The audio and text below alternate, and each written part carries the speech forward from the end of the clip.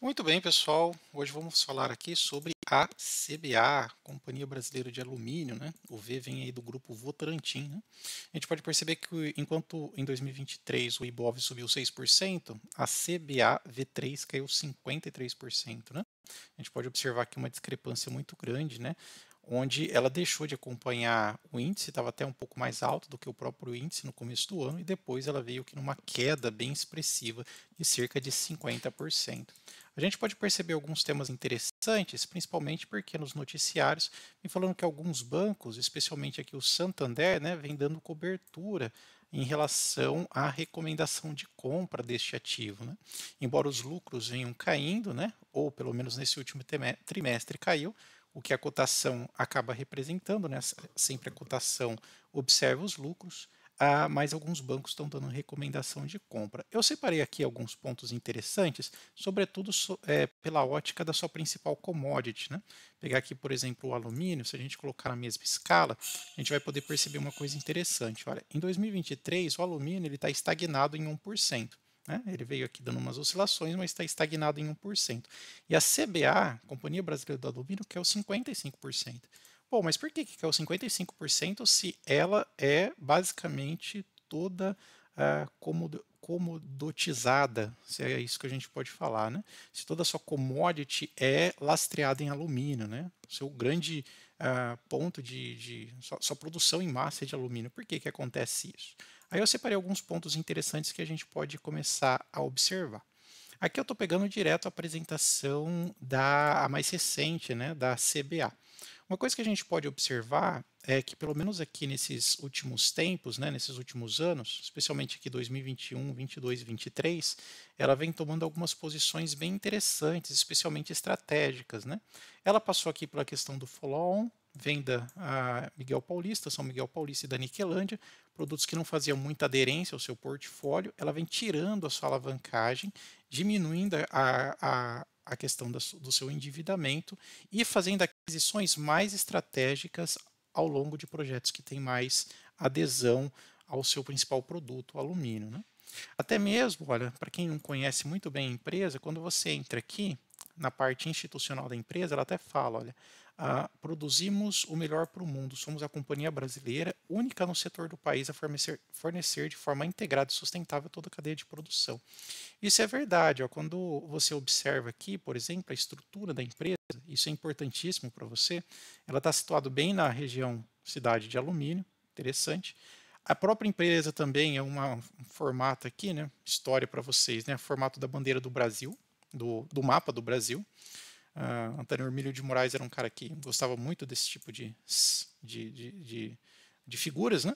Isso aqui a gente pode chamar assim. Então aqui ela, um fato interessante que ela é basicamente o mapa do Brasil. E olha só como que a empresa ela está se modernizando, né? Ele tem aqui a questão das barragens, para a questão dos rejeitos.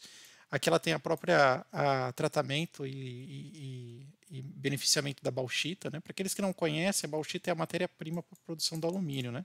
Da mesma forma que o minério de ferro é para a produção do aço, a bauxita é para a produção do alumínio. A diferença é que a bauxita, para você poder transformar em alumínio, você precisa de muita carga elétrica.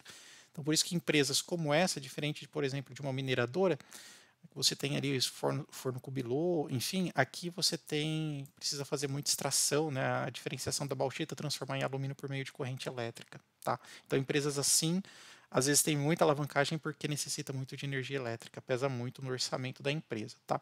Aqui a gente pode observar, então tem barragem, rejeito, a bauxita, parte de fundição, depois você tem os transformadores, ou seja, você pega aqui basicamente como se fossem os lingotes, transforma a bauxita em alumínio, pode ser em lingote, em varão, em chapa. Aqui você faz a transformação, depois aqui você tem a fundição para algumas outras peças finais ou barras finais, e depois você tem a parte da reciclagem, também interessante, ela está totalmente verticalizada. A gente pode observar aqui uma estrutura muito sólida dela. A gente também pode observar aqui, ó, aqui ela fala até um pouco mais, ó, a extração da bauxita, refinaria, os fornos, fundição, transformador e ela recicla, né? Uma vez que você tem ali uma parte vamos chamar de refugo, você também precisa reaproveitar, porque o alumínio é extremamente caro, então você precisa reaproveitar. Ela também faz isso. Ponto interessante, lembra que eu mencionei da energia elétrica, que é fundamental para esse tipo de empresa? Ela usa 100% renovável.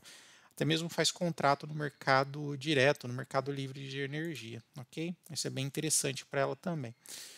Falando um pouco sobre a indústria que ela atua, mercado físico apertado, com estoques de nível historicamente baixos, então você tem escassez no que ela produz. A expectativa de maior disciplina em ofertas pela China, pipeline reduzido de projetos, tal. Upside de demanda, de descarbonização, parte de alumínio verde que ela trabalha também. Ela possui um dos grandes padrões, um dos melhores padrões de governança.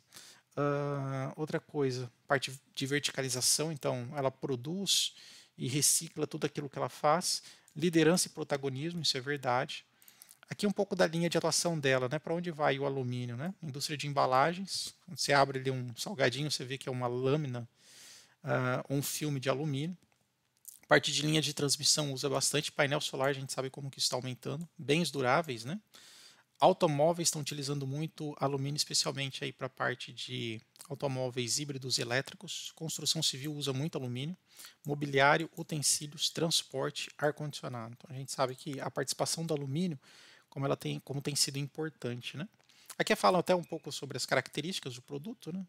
1/3 mais leve, boa condução elétrica, reciclável, durável e resistente, né? Os principais drives: embalagem, transporte, energia, construção e reciclagem.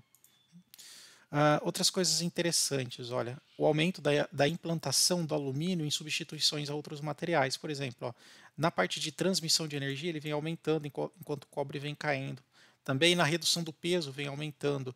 Na parte de energia solar, o cobre está deixando de ter grande participação e está sendo substituído pelo alumínio. Energia eólica também, parte de infraestrutura, baterias elétricas também. Então a gente consegue perceber aqui como que a indústria vem se transformando e se readaptando, né, utilizando, por exemplo, o alumínio, ok? Certo? Você concorda com essa tese?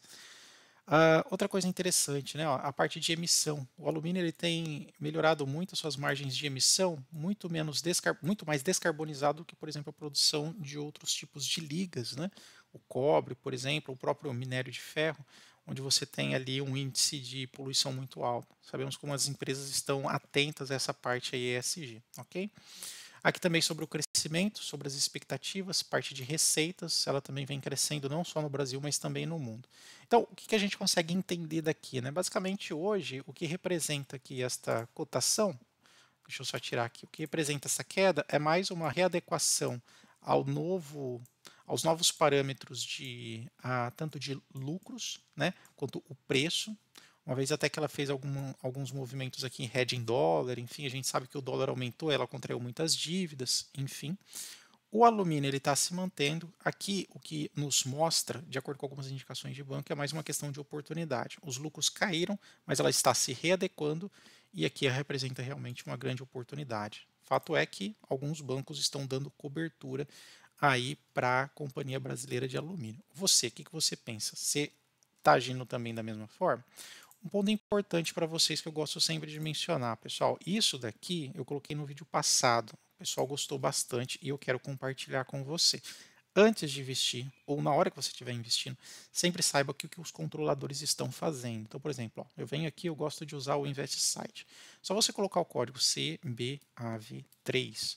Vamos ver aqui como é que está se comportando os controladores. Porque já pensou você entrar numa barca furada, você comprar enquanto que os controladores estão vendendo?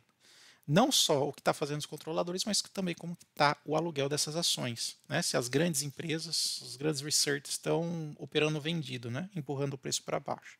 Então vamos lá. Para você saber disso, é só você vir aqui. Olha. Você consegue vir aqui em controle acionário. E a gente consegue ver aqui, ó, o grupo Votorantim tem 68% da empresa. Vamos ver o que eles estão fazendo? Simplesmente você clica aqui no grupo Votorantim, ele vai mostrar que tem participação na Aura Energia, CCR, Hiperfarma.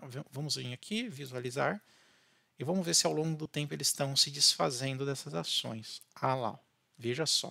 Pessoal, isso daqui não vejo ninguém na internet falando. Se você acha que é pertinente essa informação, considere dar o like aí e seguir a gente no canal. É muito importante, pelo menos na minha visão. Veja aqui o que aconteceu entre mês 6 e mês 7 de 2021. O grupo Votorantim saiu de uma participação, né, de ações ordinárias de 100% e caiu para 67%. Então aqui, basicamente, foi a introdução da CBA na Bolsa de Valores. Então aqui ela jogou para free flow cerca de 20, 23, 24%. Só que até 2021, perdão, desde 2021, aproximadamente aqui uns 2 anos e meio, 3 anos quase, ela não tem mudado de posição, ela não está se desfazendo das suas ações. O grupo controlador não está se desfazendo. E aqui está atualizado, lá, ó, movimentos captados dia 19/5/2023. Então, o que isso nos passa? Passa que os próprios controladores estão confiando na empresa. Eles não estão desfazendo, dissolvendo as ações no mercado.